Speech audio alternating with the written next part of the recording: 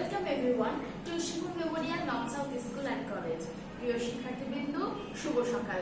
কেমন আছো তোমরা? আশা করি অনেক ভালো আছো, আমরাও সবাই ভালো আছি। আসো আমরা চলে যাই আমাদের ক্লাসে। সো আজকে আমরা কোন শ্রেণীর পড়াশোনা করব বলতো? আমরা প্রথম শ্রেণীর ইংরেজি বিষয়ের পড়াশোনা করব। আর যেমনটা জানো, আমি মোমেন আফরোজ আছি তোমাদের সাথে। আজকে আমরা যে লেসনটার উপরে, ইউনিটটার উপরে রিভিশন ক্লাস করব, সেই লেসন আর ইউনিটটা হচ্ছে unit 15, lesson 1 to 6, number and alphabet, word meaning, nature. So আমরা এই বিষয়ে এর আগেও কিন্তু দুবার ক্লাস হয়ে গেছে, আমরা কিন্তু আবারও এইটা রিভিশন ক্লাস করছি। সুতরাং আশা করি এই সম্পূর্ণ বিষয় তোমাদের জানা আছে, পড়া আছে, মুখস্থ আছে। আমরা একটু কুইক রিভিশন করে নেব এবং অবশ্যই আমার সাথে সাথে আজকের ক্লাসটা তোমরা শিখে নিতে ফেলবে এবং ফিডব্যাকটা খুব সুন্দরভাবে পরিষ্কার পরিচ্ছন্ন করে লিখে আম্মুকে দেখাবে এবং বলবে, দেখো আম্মু আমি কত সুন্দর করে লিখেছি। ঠিক আছে, আসো তাহলে আমরা আমাদের ক্লাসে ফিরে যাই। নিশ্চয়ই তোমাদের কাছে ক্লাসের শিটটি তো রয়েছে। আমরা চলে যাব সরাসরি বোর্ডে। আমাদের 1 নম্বর কোশ্চেনটা কি? 1 নম্বর কোশ্চেনটা হচ্ছে let's write the Bengali meaning, অর্থাৎ বাংলা অর্থ লিখুন। লেটস রাইট, চলুন লিখি, দ্য বেঙ্গলি মিনিং, বাংলা অর্থ। তাহলে আমরা এটা কি দেখতে পাচ্ছি? River, RIVER, river, RIVER, river. River মানে কি? রিভার মানে নদী, রিভার মানে নদী। RIVER, river. আমরা সবাই একসাথে পড়বো কিন্তু। RIVER, রিভার, রিভার মানে নদী। রিভার মানে কি? নদী। নদীর ইংরেজি কি? রিভার। SEAC, সি মানে কি? সি মানে হচ্ছে সমুদ্র। SEAC, সি মানে কি? সমুদ্র। সি মানে কি? সমুদ্র। সমুদ্র তো আমরা দেখিয়েছি, অনেক সুন্দর একটা দৃশ্য, তাই না? অনেক সুন্দর, চারিদিকে নীল আর নীল আর বালুময়। ওকে, তাহলে SEAC, সি মানে সমুদ্র। এর পরেরটা দেখি আমরা কি? Rainbow, RAIN, rain, BOW, rainbow, RAIN, rain, BOW, rainbow. Rainbow মানে কি? রেইনবো মানে রংধনু। রেইনবো মানে রংধনু। রংধনুর কয়টি রং বলো তো? রংধনুর কিন্তু 7টি রং। 7টি রং মিলে তৈরি হয় এই রংধনু। রংধনুর ইংরেজি কি? Rainbow, RAIN, rain, BOW, rainbow. Rainbow মানে রংধনু। পরেরটাতে আসি, ফরেস্ট, FOREST, ফরেস্ট। ফরেস্ট মানে কি? ফরেস্ট মানে হচ্ছে বন, FOREST, ফরেস্ট। ফরেস্ট মানে কি? ফরেস্ট মানে হচ্ছে বন। তাহলে আমরা কি শিখলাম? River, RIVER, river.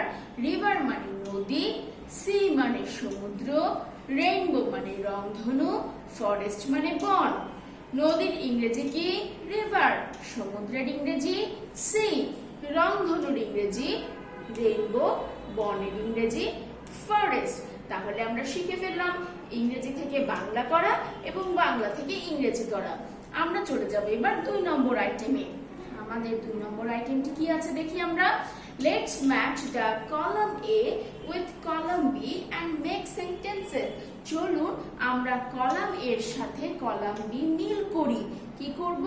চলুন আমরা কলাম A এর সাথে কলাম B মিল করি এবং মেক সেন্টেন্সেস, এবং বাক্য গঠন করি। মেক মানে তৈরি করা বা গঠন করা, সেন্টেন্সেস মানে হচ্ছে বাক্যগুলো। এখানে আমরা কলাম A দেখতে পাচ্ছি এবং এখানে আমরা কলাম B দেখতে পাচ্ছি। সর্বপ্রথমে আমাদেরকে কি করতে হবে? ম্যাচ করতে হবে। তাহলে আমরা সর্বপ্রথমে ম্যাচ করে নেই। আমরা একটু পড়ে নিব। এই নাম্বারে কি আছে? COUNT, count. Trace, TRACE, trace, count trace. Count ট্রেসের সাথে কি হয়? and write the door they live, অবশ্যই কাউন্ট ট্রেসের সাথে count trace and write. where do the door, where do and write where do they live. Yes, where do they live? তারা কোথায় বাস করে? Where do they live? তারা কোথায় বাস করে? go to আর একটাই বাকি থাকলো এখানে the door. go to the door, দরজার দিকে যাও। go to the door, দরজার দিকে যাও। তাহলে শিক্ষার্থীবৃন্দ আমরা কিন্তু এখানে ম্যাচ করে নিলাম, ঠিক আছে? কলামের সাথে কলাম বি মিল করে নিলাম, ম্যাচ করে নিলাম। এখন কি করব? Make sentences. এখন বাক্যটা গঠন করব। এই যে আমাদের অ্যানসার আছে এখানে, এইখানে এবিসি দেওয়া আছে, এই এবিসি তে আমরা কিন্তু এখন বাক্যগুলো লিখব।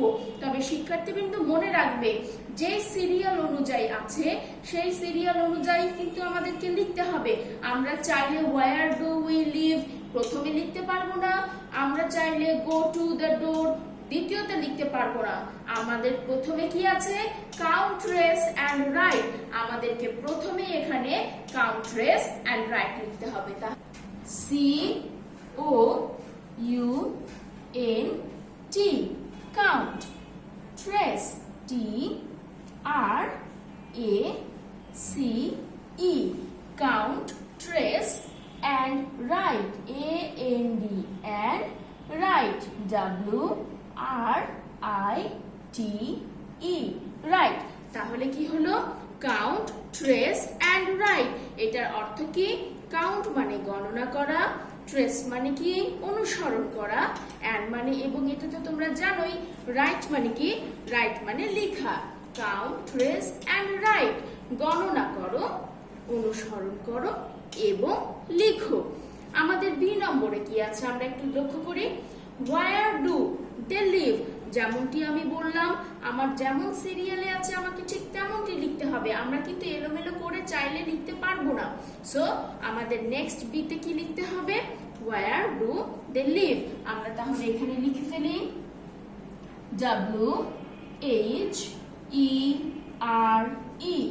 WHERE, where, do, where do they, THEY, where do they live, LIVE। আমাদের এটা কমপ্লিট, তাই না? আমাদের বাক্যটা কি কমপ্লিট? না, আমাদের বাক্যটা কিন্তু কমপ্লিট না, আমাদের বাক্যটা ইনকমপ্লিট। কেন? আমি কিছু একটা দেইনি। কি দেইনি বলো তো? লক্ষ্য করো শিক্ষার্থীবৃন্দ, এখানে কিন্তু একটা প্রশ্নবোধক চিহ্ন রয়েছে। আমি সব মিল করলাম, আমি বাক্যটাও লিখলাম, কিন্তু এখানে আমি কোনো পাঞ্চুয়েশন মার্ক দিলাম না, অথবা আমি একটা ফুল স্টপ দিয়ে রেখে দিলাম। তাহলে কিন্তু আমার বাক্যটা কি হবে? ভুল হয়ে যাবে। বাক্যটা কিন্তু আমার ভুল হয়ে যাবে, বাক্যটা কিন্তু আর সঠিক হবে না। এই জন্য মোস্ট ইম্পর্টেন্ট আমাকে এখানে প্রশ্নবোধক দিতে হবে। এখানে আমাকে প্রশ্নবোধক চিহ্নটা অবশ্যই ব্যবহার করতে হবে, না হলে কিন্তু আমার এখানে নম্বরটা কমে যাবে। where do they live, আমরা তারা কোথায় বাস করে। সি নাম্বারটা আমরা এবার দেখব। go to the door, go to the door। তাহলে আমরা এখানে লিখে ফেলি go to the door, দরজার দিকে যাও। go to the door, দরজার দিকে যাও। তাহলে কি হলো প্রথমটা? count, trace and write, where do they live, go to the door। তাহলে student, I hope you can understand যে কিভাবে আমরা কলামের সাথে কলাম দিয়ে অর্থের সাথে মিল করে প্রথমে ম্যাচ করব এবং সিরিয়াল মেইনটেইন করে সেটা মেক সেন্টেন্স করব। এরপরে আমরা চলে যাব 3 নম্বর আইটেমে। আমাদের 3 নম্বর আইটেমে আছে let's fill in the blanks with same double letter.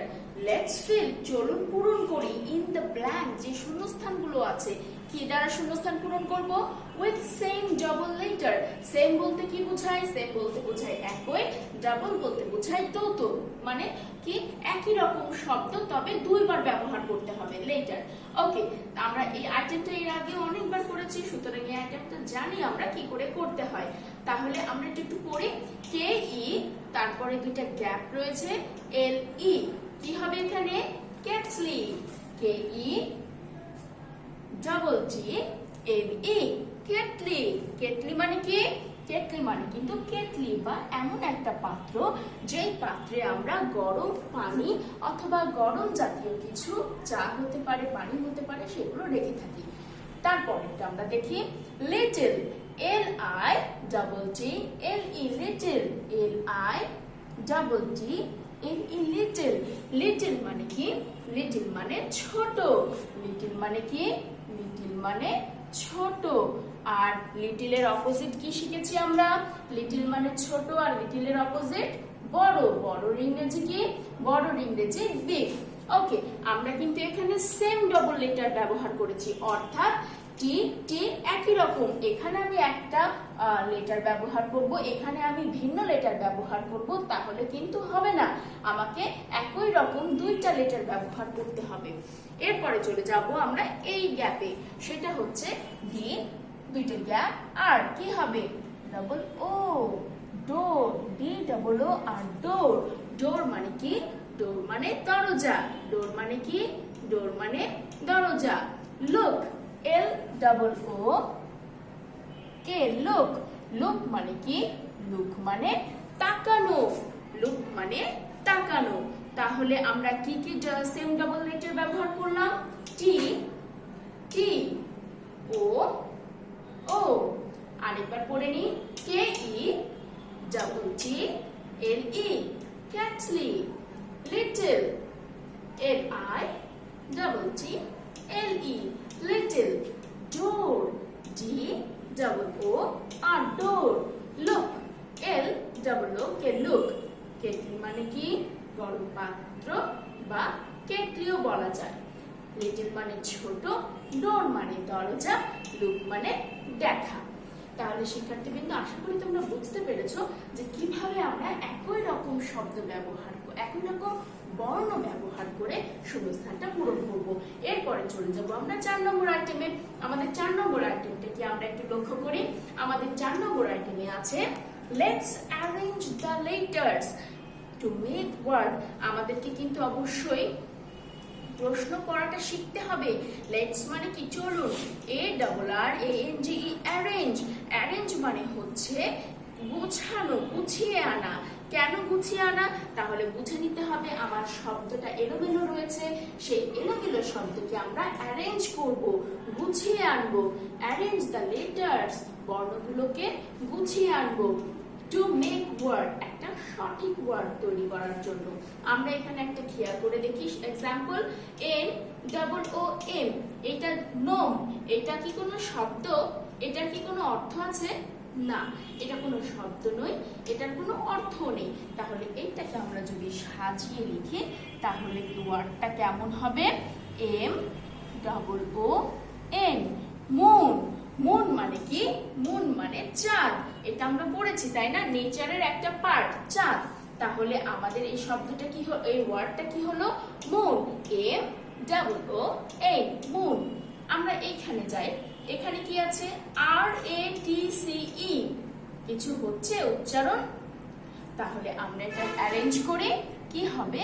Trace, T R A C E, trace. Trace মানে কি?